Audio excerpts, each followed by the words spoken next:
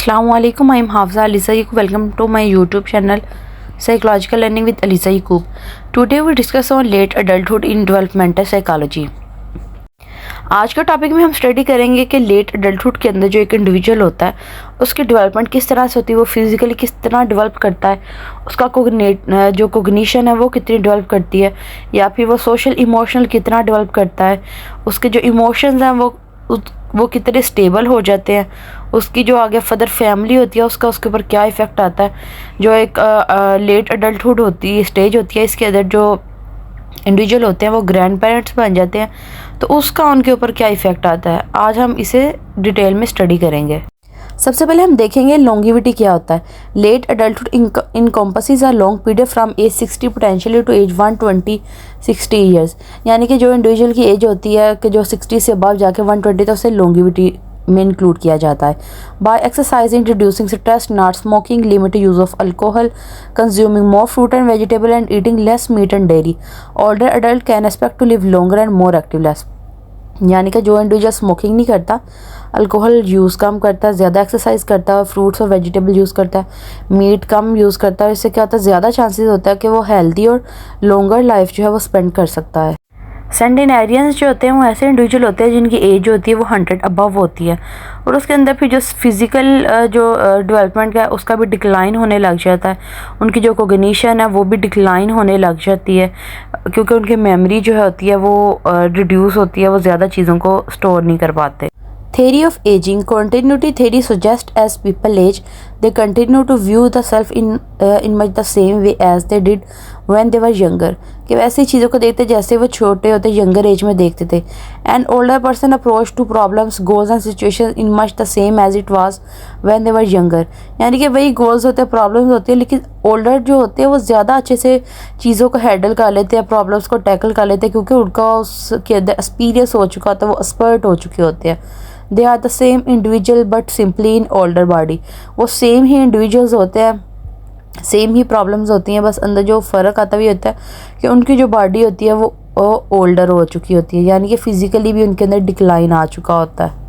अब जो उनकी फ़िज़िकल डेवलपमेंट होती है उसके अंदर डिक्लाइन किस तरह आती है कि उनकी जो ब्रेन होता है वो ठीक तरह से वर्क नहीं करता, वो भी जो होता है उसके अंदर एजिंग आती है, उनको वो प्रॉपर अच्छे तरीके से सो नहीं पाते, उन्हें उनकी स्लीप डिस्टर्ब होती है, और इसके अलावा फिज़िकल अपीयरेंस जो होती है वो उनकी डिक्लाइन होती है, हेयरिंग लॉस हो जाता है, विजन लॉस हो जाता है, ठीक से सुनाई नहीं देता, नज़र नहीं आता, ग्लासेस लग जाती हैं, स्मेल वो ज़्यादा, और टेस्ट बर्ड्स जो होते हैं उनके ठीक तरह से वर्क नहीं करते, पेन और टच की जो सेंसिटिविटी होती है, जो सेंस होती है वो लो हो जाती है। Sexuality is often affected by one's emotional and physical state. How you physically feel may affect what you are able to do. यानी जो आप कर रहे हैं उसे आप फिजिकली किस तरह का फील करें, या इमोशनली जो उस वक्त फीलिंग है वो किस तरह की है। Many older couple find greater satisfaction in their sex lives than they did when they were younger. यानी कि ज़्यादातर मोस्टली जो कपल्स होते हैं उन्हें ज़्यादा सेटिस्फेक्शन मिलती है सेक्स लाइफ में इन ओल्डर एज देन जबकि वो यंगर होते हैं।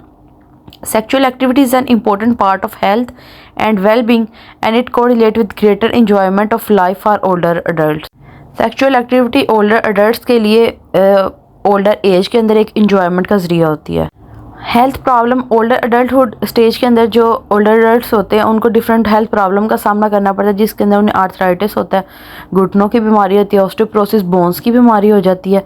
इसके अलावा एक्सीडेंट भी होने के चांसेस होता है, क्योंकि उनकी सेंस जो होती है, विजन या हेयरिंग वो कम होती है, उन्हें कोई चीज़ आती हुई नज़र नहीं आती, कोई ट्रेन वगैरह, या उन्हें कोई हॉर्न सुनाई नहीं देता, जिसकी वजह से उन्हें एक्सीडेंट का सामना करना पड़ता है। Substance use and abuse. Older adult में be more likely to experience mood disorder, यानी ओल्डर अडल्ट के ज़्यादा चांसेस होते हैं कि उन्हें इस ओल्डर एज के अंदर मूड डिसऑर्डर हो जाए, या फिर लंग्स का, या फिर हार्ट प्रॉब्लम हो, या फिर मेमोरीज इश्यूज़ होते हैं।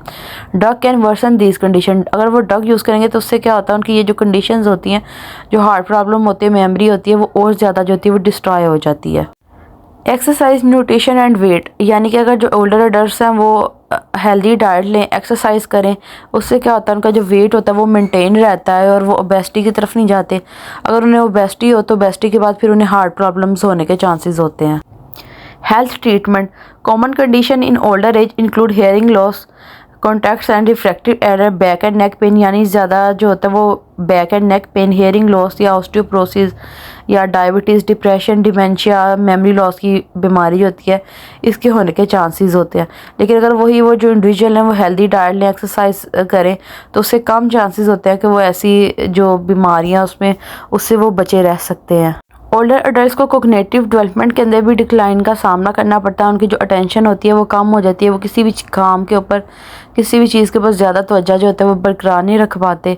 इसके अलावा जो है उनका मेमोरी लॉस हो जाती है, मेमोरी लेस हो जाती है, यानी कि ज़्यादा उन्हें जो चीज़ें हैं वो याद नहीं रह पाती और जो पहले से स्टोर होती हैं उनके माइंड के अंदर, उसे वो आसानी के साथ जो है वो रिकॉल नहीं कर पाते। जो लेट अडल्टहुड के अंदर जो इंडिविजुअल होते हैं वो ख़ुद को प्रोडक्टिव वर्क्स के अंदर जो है वो ख़ुद को मसरूफ़ करते हैं। एजुकेशन के अंदर जो उन्होंने वर्किंग की होती है, स्टडी की होती है, उससे वो आगे वॉलंटरी वर्क जो है वो को जारी रखते हैं, या फिर फैमिली के अंदर अपना इंपॉर्टेंट रोल जो है वो प्ले करते हैं। वर्क जो उनकी लाइफ होती है उसके अंदर वो एक्सपर्टीज़ हो जाती है और एक हेल्दी लाइफ जो है वो स्पेंड करते हैं। Training cognitive skill, people in late adult to continue to be productive in many way, यानी प्रोडक्टिव वर्क के अंदर ख़ुद को जो है वो इन्वॉल्व करते हैं, दूसरों को पढ़ाना सिखाना और वॉलंटरी जो है वर्क करना, या फैमिली लाइफ, एक हेल्दी फैमिली लाइफ जो है स्पेंड करना, और रिलेशनशिप जो है वो अपने मेंटेन रखना। जैसे जैसे एक इंडिविजुअल की एज ज़्यादा होती है, उसकी जो लैंग्वेज डेवलपमेंट होती है उसके अंदर भी डिक्लाइन आने लग जाता है, यानी स्लिप ऑफ टंग होने लग जाती है। इसके अलावा वो बोलते हुए अंदर पॉज लेते हैं या उनसे ठीक तरह से बोला नहीं जाता, उन्हें डेफिसिट का सामना करना पड़ता है लैंग्वेज प्रोडक्शन में। वर्क एंड रिटायरमेंट, कुछ जो इंडिविजुअल होते हैं वो ओल्डर अडल्ट के अंदर क्या अपने वर्क को कंटिन्यू रखते हैं, या वो लेयर लाइफ के बजाय जो है वो वर्क को चूज़ करते हैं, या कोई और जॉब को वो चूज़ करते हैं जिसके अंदर उनका इंटरेस्ट होता है। और कुछ जो ओल्डर अडल्ट होते हैं वो रिटायरमेंट ले लेते हैं इस एज के अंदर, अपनी जो सारा टाइम होता है वो वॉलंटरी वर्क करते हैं और इसके अलावा अपनी फैमिली को टाइम देते हैं। ओल्डर अडल्ट्स को डिफरेंट मेंटल हेल्थ डिसऑर्डर का सामना करना पड़ता है, जिसके अंदर पार्किंसन डिजीज़ या फिर अल्जाइमर डिजीज़, जिसके अंदर उनकी मेमोरी लेस होती है, बातें जो है वो याद नहीं रहती, चीज़ें याद नहीं रहती, और इसके अलावा जो है वो उन्हें उदासी होती है, होपलेसनेस होती है, और उसकी वजह से जो उन्हें डिप्रेशन होने के भी चांसेस होते हैं। ओल्डर अडल्ट्स जो होते हैं वो अपना ज़्यादा जो टाइम होता है अपनी ओल्डर एज के अंदर वो स्पिरिचुअलिटी के अंदर और रिलीजन को टाइम देते हैं, और उनका जो रिलीजन होता है, उनका जो भी उनका एक मानने का अकीदा होता है उसको वो फॉलो करते हैं और उसके अकॉर्डिंग अपनी लाइफ को गुजारने की कोशिश करते हैं। अब हम देखते हैं कि जो एक ओल्डर अडल्ट्स होते हैं उसके अंदर सोशल इमोशनल कितनी डेवलपमेंट होती है। इसके अंदर एक एरिक्सन की थ्योरी का पॉइंट आता है इंटीग्रिटी वर्सेस डिस्पेयर, कि वो अपनी लाइफ का जायज़ा लेते हैं कि क्या उन्होंने अपनी लाइफ के अंदर कोई इंपॉर्टेंट वर्क किया है जिससे वो आगे किसी को सिखा सके या नहीं किया। Integrity versus despair is the 8th and final stage of Erikson theory of psychosocial development. According to Erikson, achieving a sense of integrity means fully accepting oneself, यानी इंटीग्रिटी क्या था कि वो अपनी ज़ात को मानते हैं और उन्हें पता था कि उन्हें अपनी लाइफ के अंदर कुछ वर्क किया है जिसके बाद लोग जो है उन्हें बाद में भी याद करेंगे, और वो अपनी रिस्पॉन्सिबिलिटी को अंडरस्टैंड करते हैं। जबकि डिसअपेयर क्या होता है कि उन्हें लगता है कि उन्होंने अपनी जो लाइफ है वो बेकार गुजारी है, कोई इसका पर्पस नहीं था। पर्सनैलिटी एंड ओल्डर अडल्ट में become mistrustful, trust versus mistrust, feel more guilt about not having the ability, यानी कि उस एज के अंदर वो उनकी पर्सनैलिटी के बारे में भी पता चलता है कि क्या वो अपनी लाइफ के अंदर अपनी पर्सनैलिटी से सेटिस्फाई है कि उन्होंने अपनी लाइफ के अंदर अपनी कैपेबिलिटी के अकॉर्डिंग जो है वो वर्क किया या नहीं। उसे पता लगता है कि उन्हें वो मिसट्रस्ट तो नहीं है, कि क्या उन्हें ये तो नहीं है कि मैंने गिल्ट तो फील नहीं कर रहे कि उन्होंने अपनी लाइफ के अंदर कोई भी वर्क नहीं किया या उनकी कोई भी आइडेंटिटी नहीं है। ग्रेट ग्रैंड पेरेंटिंग के जो ओल्डर एडल्ट्स होते हैं वो इस एज के अंदर ग्रैंड पेरेंटिंग के अंदर इन्वॉल्व होते हैं, अपने बच्चों के आगे जो बच्चे होते हैं उनको वो चीज़ें लर्न करने में हेल्प कर रहे होते हैं, उनके साथ वो मिल के जो है वो डिफरेंट एक्टिविटीज़ के अंदर पार्टिसिपेट करता है जिससे उनका जो स्ट्रेस होता है वो कम होता है, और जो बच्चे होते हैं वो भी खुद को जो है वो डिफरेंट फिजिकल एक्टिविटीज़ के अंदर इंगेज रखते हैं। एल्ट्रुइज्म एंड वॉलंटियर, और ओल्डर एडल्ट्स जो होते हैं वो इस एज के अंदर वॉलंटियर वर्क के अंदर खुद को इन्वॉल्व करते हैं। जब वो अपनी वर्क लाइफ से रिटायर हो जाते हैं तो वो घर में बैठ के टाइम स्पेंड करने के अलावा खुद को जो है वो डिफरेंट एक्टिविटीज़ के अंदर एज अ वॉलंटियर जो है वो पेश करते हैं।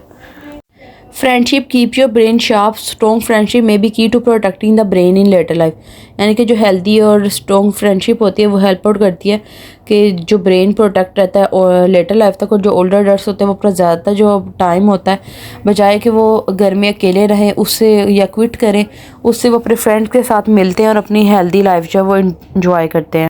सक्सेसफुल एजिंग यानी सक्सेसफुल एजिंग क्या आती है, वो ऐसी होती है कि जिसके अंदर यानी कोई भी डिसेबिलिटी ना हुई हो या कोई भी डिज़ीज़ ना उसे हुई हो, उसकी फ़िज़िकल एबिलिटीज़ जो है वो बिल्कुल ठीक हो और वो दूसरे लोगों के साथ भी हेल्दी वे के अंदर इंटरेक्ट करता हो, मीनिंगफुल वेज़ के अंदर उनसे भी मिलता हो और उसकी कुदरती तौर पे जो है वो लास्ट पे जाकर उसकी डेथ हो, उसको सक्सेसफुल जो एजिंग कहा जाता है।